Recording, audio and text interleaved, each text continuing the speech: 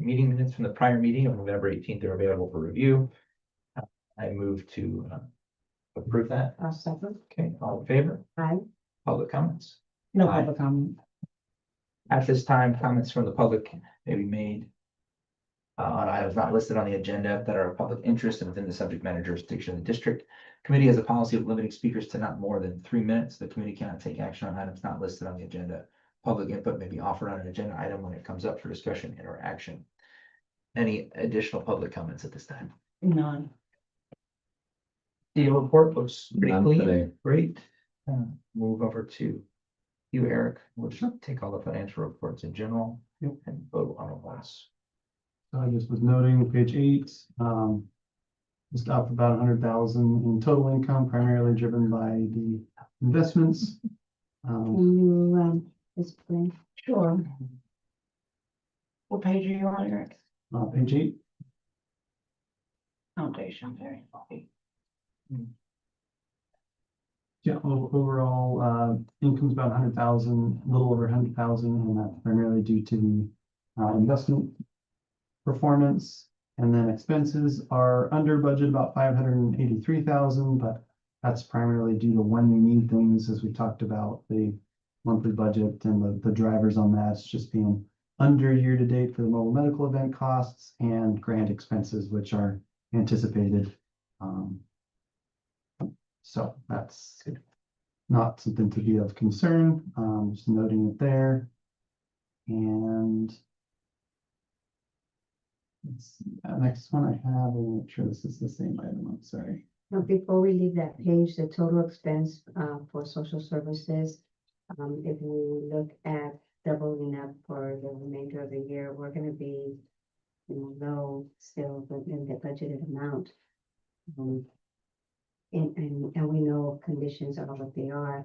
Can you provide us with some information on how are the services being delivered? If there's some disconnect or outreach that's not getting, where the service is not being utilized. The Social service fund is specific to the 4 centers, 2 auxiliaries at each hospital and cancer centers. Mhm. Comprehensive Cancer Center is going gun ho on getting gas and food vouchers. They do means testing, so does Eisenhower and Lucy Kirchie.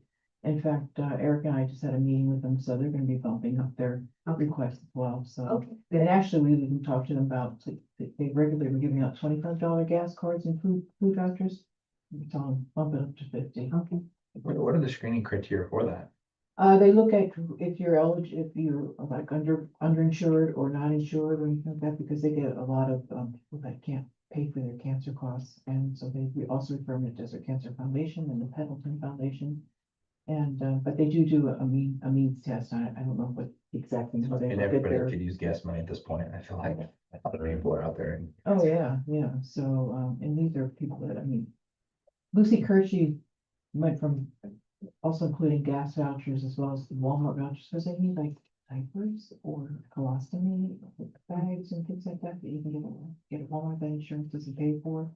There's a lot of medical supplies as well that they. be really interested to see or have one of them come in and just talk about it, because this is the first time I'm actually hearing about it. I've always seen it. It's been around for 20. I've seen it. 30 I've years. just never, I didn't know how it was being utilized. Again, when you're joining. And we've just issued some new disbursements. Yeah, and then with the auxiliaries, those are mainly towards, people that are being discharged from the hospital, don't have a ride home, they need a wheelchair, they need a walker. Perfect candidate for this. Guy had mouth cancer, got radiated, lost all his teeth, can't afford dentures. But we do have limits on that, that's why we don't pay. But that would be. But if you went to California Care Force, they can get free dentures, and I've California been Care trying Force this is coming patient in for, March, well, I have his name in my office. and they will give them for free, and then they Oh. come on this. I was like, I'll pay for whatever you need. I'm like, I didn't realize how big denture programs would be, but Yeah, they're very expensive. Insurance doesn't cover it. No, It's no. life altering, and these Yeah. people all have had some type of oral maxillary cancer, and they get, they don't brush their teeth. They just had radiation, and everything just fell out. was it with Destroys Lucy the- Kirchie? It was over at Tasver. Oh, did He they had it comprehensive cancer? I think, don't quote me on that, but he came in because he had an aneurysm, but his biggest complaint was, sometimes you find out what the real complaint is, not the stuff that's gonna kill him, but it's the stuff that affects him every day. So I was like, oh, we'll get it But figured they- out. I couldn't find an organization for him to go to yet. There's a really strong referral system between the two cancer centers as well. Like I said, Desert Cancer Foundation and also Pendleton Foundation and Bighorn Bam, those ladies that, Yeah. so there's Sorry to probably. derail that, No, it's okay. It's good, thank you for sharing. but that's a nice fund. Was it this year that we budgeted for, or was it last year for JFK? But they all know. But they don't have, Right. exactly, so. We were trying to identify one that could actually serve in that same Yeah. capacity on the east end. And I don't know if it's. I think we're on the Catholic Desert Care Network, so. They'll still might be able to help with that. as well. Yeah, I wish that there would be something in the Maybe east we can end. talk to Linda about that again. Revisit that. Yeah. Just keep pounding on her until she comes up with something. Find something. Anyway, that's the social services Mhm. fund. Thank Thank you. you for that. And if you like, I can also, even like Debbie Ignacio from Comprehensive Cancer Center. Yeah. Would come in. It's just nice to hear what people are Yeah. requesting and what the needs are. Yeah.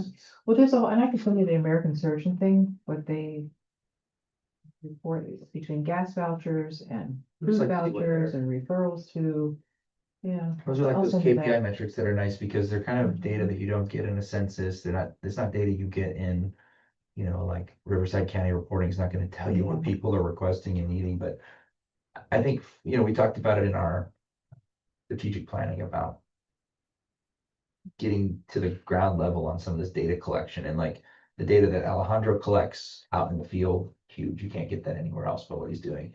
That you really can't get it anywhere else, but who's issuing it? What are they coming in for? Who are these people that are here? I mean, we get a real taste of what's Yeah, I'll send happening you in the the community. track, because they track it by month, I'll send.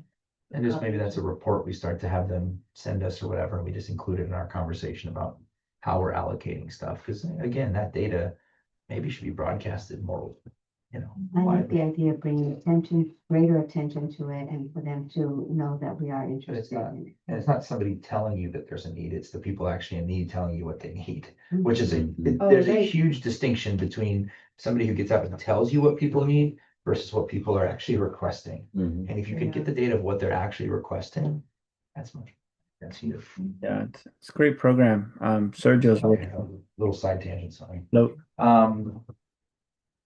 Yeah. Anything else on the financial What reports? did you have there? No, that's Some of the highlights on the income statement. check register, I did it, yeah. I didn't have anything on that, nothing on the credit cards, pretty blank. Mhm. Uh, You could tell you were out. No spending. Yeah, Chris Most wasn't of the here. one at the volunteers and I think we did one for 2,500 or something. Yeah. Then the grant schedule, I think is the last one. Not much has changed there, I know, it's still moving along. So.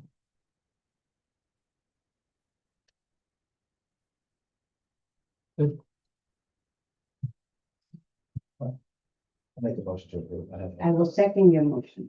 All right, any public comments? No public comment. All in favor? Aye. Aye, great. And with relation to like the grant schedules, mostly under the district side. I don't know what the total dollar amount is, but coming to the program tomorrow, there's $1 million for the. For the behavioral health, for A little the over a million. yeah. resilient use and then one of the others. Vision to Learn is 200. So probably another Yeah. 500 to 700,000 maybe. So I'm thinking that we might have to move some more money over. We're moving through the budget pretty quickly, so I think we'll be asking for more before the end For of the the mental health? fiscal year. No, because we have 5 million budgeted for grant funding. But I think we're going to need more, because we're getting some good grants in. And some big ass. Yeah, gotta be careful. And then Melinda, 4.5 million. They have their own foundation. And they're not in our district, so. But the project would be in the district. Well, I'm excited to review it. Other matters, the MOU. So this is the pharmacy and Desert Healthcare District MOU for vaccines. I had a couple of questions regarding it. I think it's $7,500. My only question was my usual question about how we selected these people. I know we worked with them through COVID, Coachella Valley Pharmacy. And I had two questions regarding that. One was the cost per vaccine. What was the direct cost? So what's the cost for the actual vaccine and what's the cost to administer it? And then have we looked at any other pharmacies with them? So Alejandro's with us online. Oh, there he is. Yep. Hello. All right. Do you have a hand up or just tell us to stop? Oh, I can't hear him. Just a second, Alejandro. All right. We muted you. Not us, Andrea did. I'm sorry. Yeah, I wanted to hear what you had to say. There you go. Now? We can hear We you. can hear you. Okay, cool. Yeah, City Pharmacy has been a partner of ours, going back to our COVID-19 response. They were a pharmacy that was selected by the county to help us, with, the vaccination clinics and also, um, the disbursement of Paxlovid and other COVID-19 medication for folks that were uninsured. So we continue our partnership with them. They're very flexible.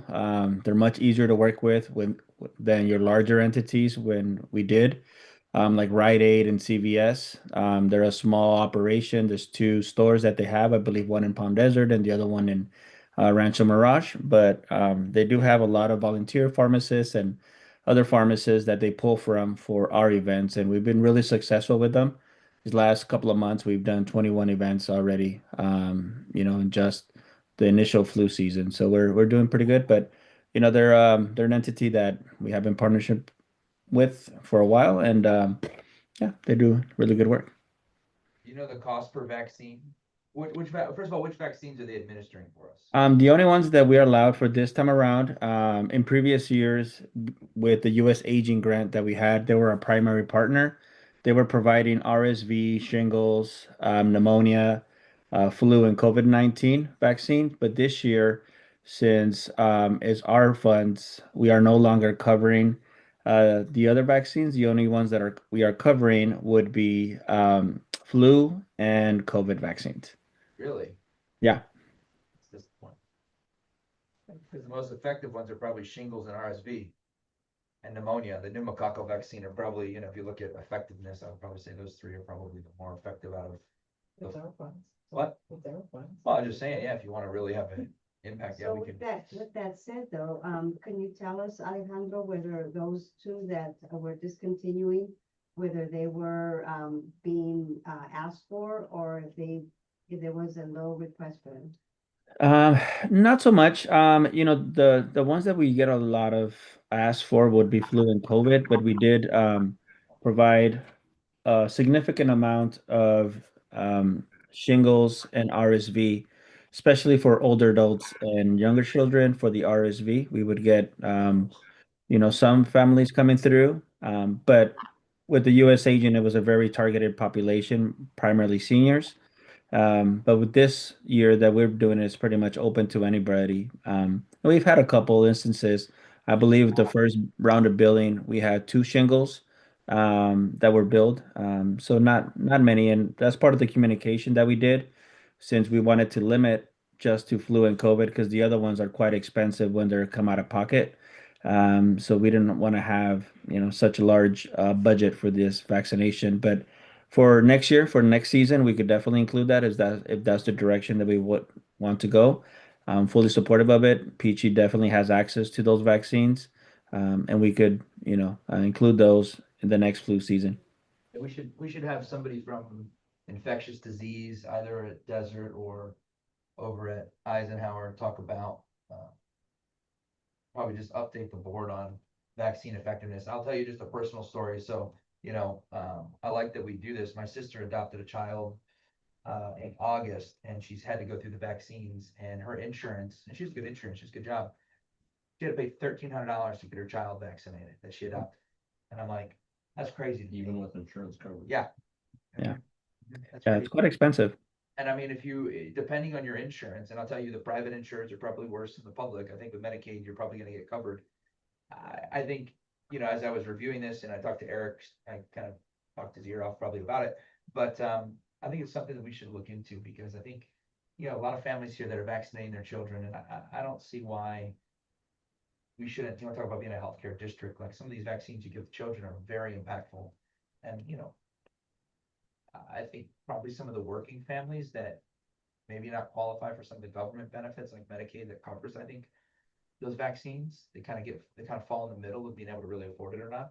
We should look at that and pushing, you know, something more towards the pediatric population and supporting that. I wasn't aware that the insurance. We actually, I didn't either. She showed me the bill. I was like, you gotta be kidding me. Ohio. wow. There you go. Yeah, it's quite expensive. We are, you know, through DPMG Health, we do service, you know, school age children. I mean, we are getting also, you know, children that don't have any vaccination records, especially those children that are part of the asylum seeking families that the Galilee Center is working with. We get a lot of those that enter the three school districts, and then we have, you know, the school nurses reach out to us, letting us know that there is a lot of children out of compliance, and we schedule some of those vaccination clinics targeting school age children with DPMG Health. We've done MMR, polio. We've done Tdap for those students that are going from fifth grade to sixth grade. And then obviously those to bring up children up to compliance based on the California Department of Education mandate. So we do some of that, Dr. Logzin, of targeting children at schools. Schools, and I think, you know, the infants are the ones that receive a lot, you know, under a year and then at 2 years and 3 years. I can't remember the whole vaccine schedule, but I think it's something we should look at as being one of our first, you know, we never really did a large pediatric push, and I know we have a large need of pediatric population here, but just something to think about. I think reaching out to all the families and saying, look, taking your kid in, if they give you a bill for it, maybe there's some way that we can cover some of that somehow or figure out how we can make it more affordable. Because I was just $1,300 to get vaccines. I thought it was all covered for kids on there. I thought it was a requirement, to be honest with you. And I work in healthcare. I had no idea. And then we also have a lot of seniors with limited income, you know, you know, so yeah, so we do get especially the higher dose. Medicare should cover those vaccines, the pneumonia, the shingles, even the flu and COVID. But again, I think it's something that we probably need some outside experts to come in and talk about. But I think, you know, vaccines are one of the few things man has done in healthcare that has had tremendous impact, eradicating disease. Also on that issue though, as you're saying that Medicare will cover a lot of the senior population, but with the current administration's policies and people accessing services less, is there something that we need to be looking at whether there's an increased need for our support For sure. something like this? Yeah. It's 7,500. Is it what you would have normally asked for before all these reports of people not accessing these clinics, these resources, going to the doctor? Is that something that we need to consider if it's sufficient for the 7,500 for the anticipated need? You know, January 1st is just around the corner, and people are you know, talking about, you know, just the automatic cutoff and people not reapplying for Well, Medicare. we're gonna have a problem with the ACA in general, and the cost of health, Payments are going up. and they're going to. Yeah.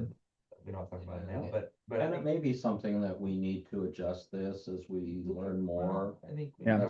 So, but we'll keep a pulse on it and, you know, Just- certainly, Thank you. you know, keep you apprised and, you know, I think this is an area that we can, you know, provide resources and benefit that insurances aren't covering. Yeah, and that was our intent this year beyond the US Aging grant and obviously the COVID response grants that we received from the county.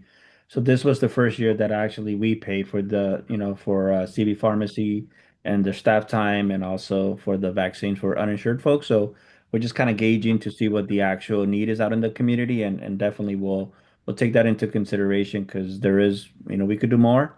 But this year we limited to flu and COVID, but in subsequent years we could definitely, you know, add the other ones, the RSV, the shingles, the pneumonia vaccine, and be able to work with CB Pharmacy to see what those costs are.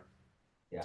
Sounds Yeah, good. yeah, and this has become part of our mobile, medical initiative, having these mobile vaccination clinics out in the community, senior centers, community centers, churches. We've gotten really, really good response. So we'll continue those efforts. And this one, I already had executed because we moved on it, Yeah. figured that you would be supportive of it, so. Thank you. We have budgeted 100,000 for. Yeah, no, we're fine. We're fine to move on it. I would like to know their cost per vaccine and the cost to administer. So Got that. I think we do have that, right, Eric? 5 per vaccine, and that's primarily what I've seen on the flu side, and then there's 2 different listed. I'm assuming these are COVID, and if I mispronounce this, forgive me. Looks like Comirnaty, Comirnaty, that's at 110, as well as a Spikevax at 110. okay, so they're 110 for that. And then Yeah. what's the cost to administer? I haven't gotten the specific, they haven't submitted the reimbursement there. In the past, they've reimbursed at their rates where it was for the pharmacist, 75 an hour, but that depends on how many vaccines they have during their events, and then 20 something, I think, for their support staff that were. I'd just like to see what the breakdown is of, what's the cost to that. Because I want to get down to the dollar amount of what does it cost. Just like I asked you to get down to the dollar amount for what it costs to deliver a visit at the mobile clinic. Same thing here. I don't know what is the cost for us to deliver a vaccine based on what vaccine it is. Yeah. And Eric, Peachy did send me that today, Eric. So she'll be forwarding that to you. So we do have that breakdown. Yeah, we'll just summarize it at the meeting next week. That's okay. Yeah.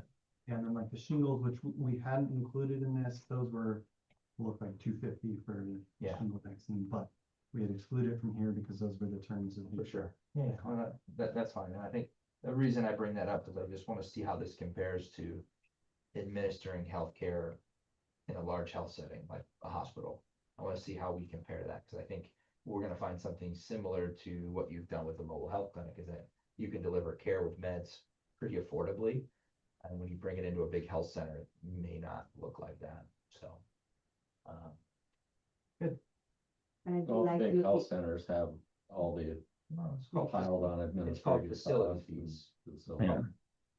A big I do problem. like Sorry. those. I do like the idea of increasing those other 2 vaccines and any others that we anticipate that people are not next year going to be not visiting their physicians and accessing services. So Well, they shouldn't be. I mean, if you think about it, for some of these vaccines, if it's very expensive and people aren't doing it, there's some of these I'm not too sure how effective they are, but on some of them they're very effective. And you want to talk about population health, like vaccines have been very good about improving population health. Yeah. Vaccines, polio, pretty much just gave that vaccine away. We gave the recipe away so everybody could just produce it and eradicate polio. So it's been very impactful. And I think we should, if we want to take care of the Coachella Valley, that is one way we can do it. Because if we get rid of the disease in our valley because we vaccinate everybody that should be vaccinated for certain diseases that we know is very effective, that's huge. Now you're improving everybody's health here because we're eliminating some of these things. we should really have to take public service announcement that we put on our website on that. Well, I like that. We'll look at the minutes to extract that text, Director Lara. But I think this is, this vaccination campaigns since, COVID-19, I think that's something we're really good at. And, the partnerships that we have established with the school districts, churches. We even had the kiosk at the Palm Desert Mall at the height of COVID. So it was definitely effective. And we had a kiosk or a booth at the swap meet as well. So we definitely could get to the people. So I'll work with Peachy to kind of, put something together for next year and hopefully expand on this and include some of those vaccines that were excluded this year. Thank you. Cool. I'll move approval. Then action item? That was just information. Oh, it was? We already executed it. Cool. Then to approve. Any other? I'm glad that you were okay with us doing it. Oh, yeah. Just I always have questions I want to answer on it. Oh, it's cool, absolutely. Any comments? Thank you. Move to adjourn. So moved. Yeah. Thank you. Thank you. Bye, everybody. You feeling better, Alejandro, or? A little better. Yeah, I don't want to be